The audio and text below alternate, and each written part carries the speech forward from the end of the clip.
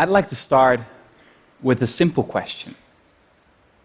Why do the poor make so many poor decisions? I know it's a harsh question, but take a look at the data. The poor borrow more, save less, smoke more, exercise less, drink more, and eat less healthfully. Why? Well, the standard explanation was once summed up by the British Prime Minister Margaret Thatcher, and she called poverty a personality defect. A lack of character, basically. Now, I'm sure not many of you would be so blunt. But the idea that there's something wrong with the poor themselves is not restricted to Mrs. Thatcher.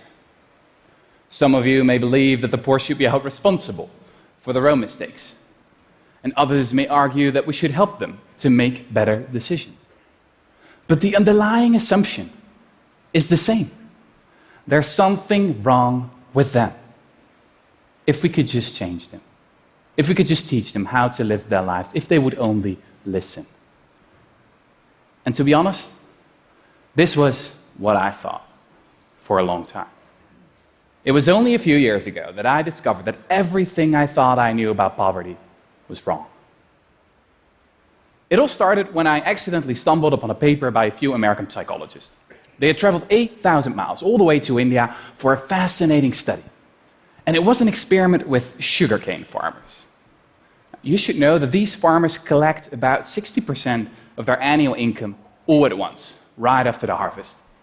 And this means that they're relatively poor one part of the year and rich the other. And the researchers asked them to do an IQ test before and after the harvest. What they subsequently discovered completely blew my mind. The farmers scored much worse on the test before the harvest. The effects of living in poverty, it turns out, correspond to losing 14 points of IQ. Now, to give you an idea, that's comparable to losing a night's sleep, or the effects of alcoholism. A few months later, I heard that Elder Shafir, a professor at Princeton University and one of the authors of this study, was coming over to Holland, where I live. So we met up in Amsterdam to talk about his revolutionary new theory of poverty. And I can sum it up in just 2 words: scarcity mentality. It turns out that people behave differently when they perceive a thing to be scarce. And what that thing is doesn't much matter, whether it's not enough time, money, or food. You all know this feeling when you've got too much to do, or when you've put off breaking for lunch and your blood sugar takes a dive. You know, this narrows your focus to your immediate lack, to the sandwich you've got to have now, the meeting that's starting in 5 minutes, or the bills that have to be paid tomorrow. So the long-term perspective goes out the window. You could compare it to a new computer that's running 10 heavy programs at once.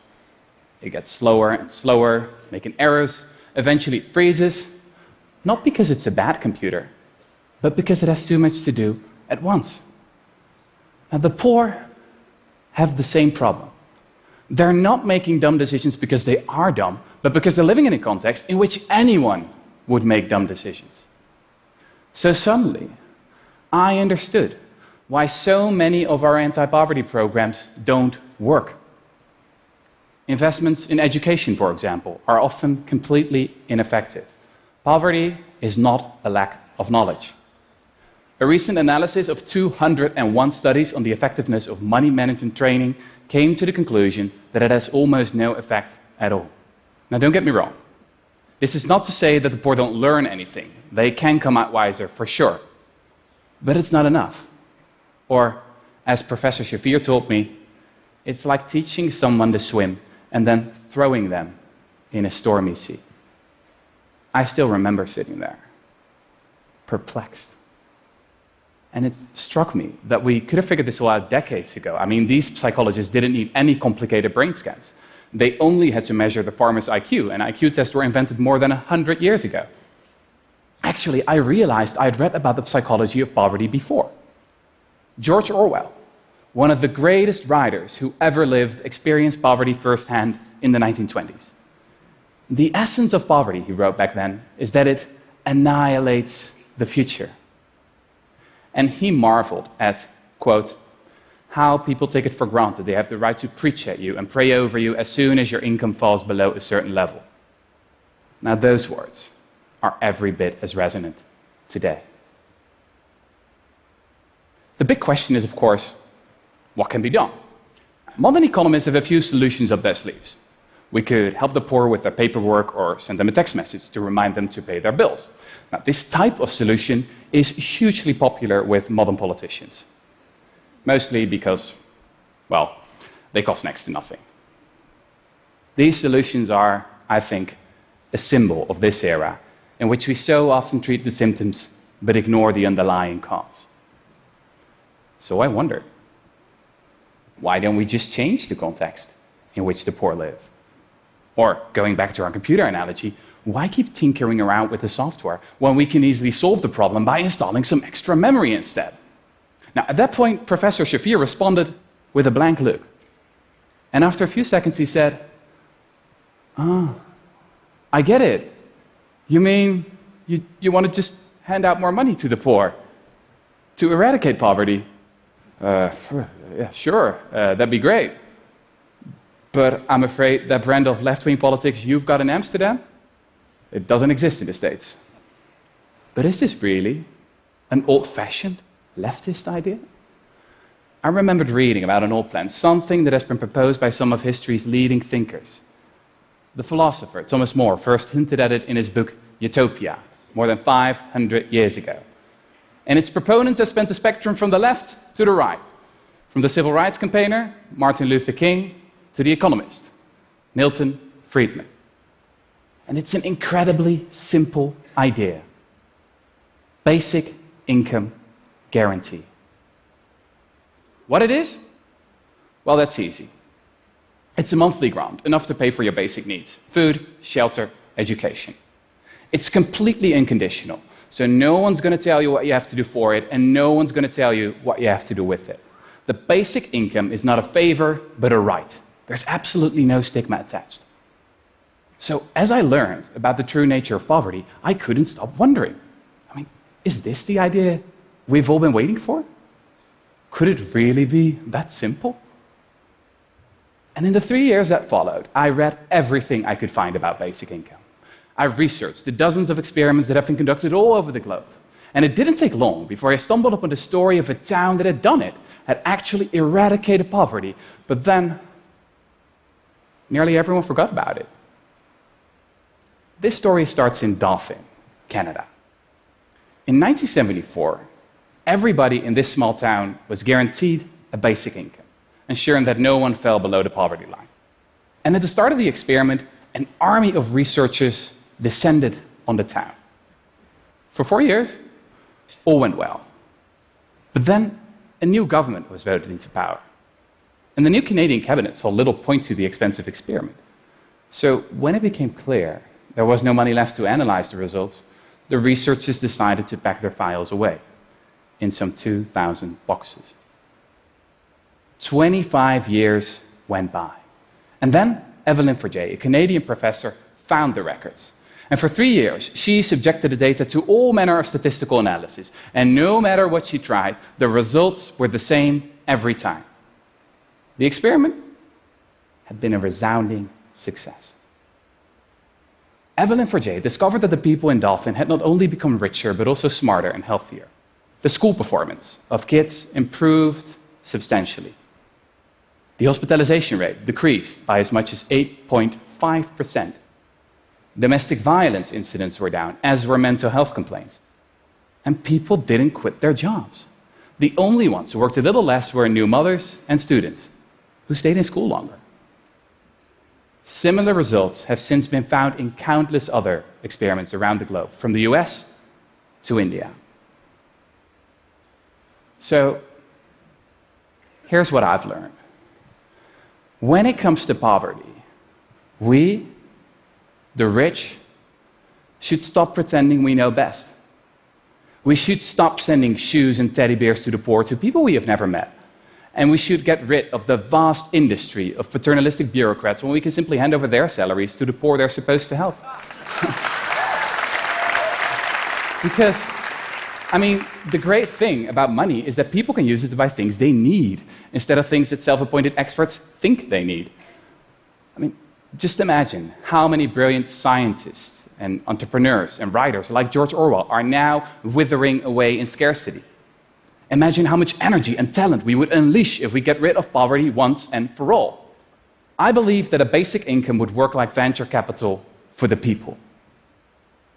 And we can't afford not to do it, because poverty is hugely expensive. Just look at the cost of child poverty in the US, for example. It's estimated at $500 billion each year, in terms of higher healthcare spending, higher dropout rates, and more crime. Now, this is an incredible waste of human potential. But let's talk about the elephant in the room. How could we ever afford a basic income guarantee? Well, it's actually a lot cheaper than you may think. What they did in Dauphin is they financed it with a negative income tax. And this means that your income is topped up as soon as you fall below the poverty line. And in that scenario, according to our economists' best estimates, for a net cost of $175 billion, a quarter of US military spending, 1% of GDP, you could lift all impoverished Americans above the poverty line. You could actually eradicate poverty. Now that should be our goal. The time for small thoughts and little nudges is past. I really believe that the time has come for radical, new ideas. And basic income is so much more than just another policy. It is also a complete rethink of what work actually is. And in that sense, it will not only free the poor, but also the rest of us. Nowadays, millions of people feel that their jobs have little meaning or significance. A recent poll among 230,000 employees in 142 countries found that only 13% of workers actually like their job. And another poll found that as much as 37% of British workers have a job that they think doesn't even need to exist. It's like Brad Pitt says in Fight Club. Too often, we're working jobs we hate so we can buy shit we don't need. Now, don't get me wrong. I mean, I'm not talking about the teachers and the garbage men and the care workers here. If they'd stop working, we'd be in trouble. No, I'm talking about all those well-paid professionals with excellent resumes who earn their money during strategic transsector peer-to-peer meetings while brainstorming the value add-on of disruptive co-creation in the network society. Or something like that. Just imagine again how much talent we're wasting simply because we tell our kids they'll have to earn a living. Or think of what a math whiz working at Facebook lamented a few years ago. The best minds of my generation are thinking about how to make people click ads. I'm a historian. And if history teaches us anything, it is that things could be different. There is nothing inevitable about the way we structured our society and economy right now. Ideas can and do change the world. And I think that especially in the past few years, it has become abundantly clear that we cannot stick to the status quo, that we need new ideas. I know that many of you may feel pessimistic about a future of rising inequality, xenophobia, and climate change. But it's not enough to know what we're against. We also need to be for something. Martin Luther King didn't say, "I have a nightmare." He had a dream. So, here's my dream.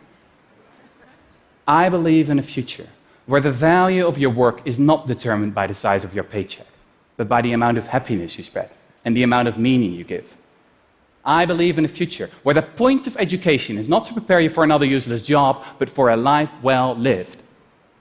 I believe in a future where an existence without poverty is not a privilege, but a right we all deserve. So here we are. Here we are. We've got the research, we've got the evidence, and we've got the means. Now, more than 500 years after Thomas More first wrote about basic income, and 100 years after George Orwell discovered the true nature of poverty, we all need to change our worldview. Because poverty is not a lack of character. Poverty is a lack of cash. Thank you.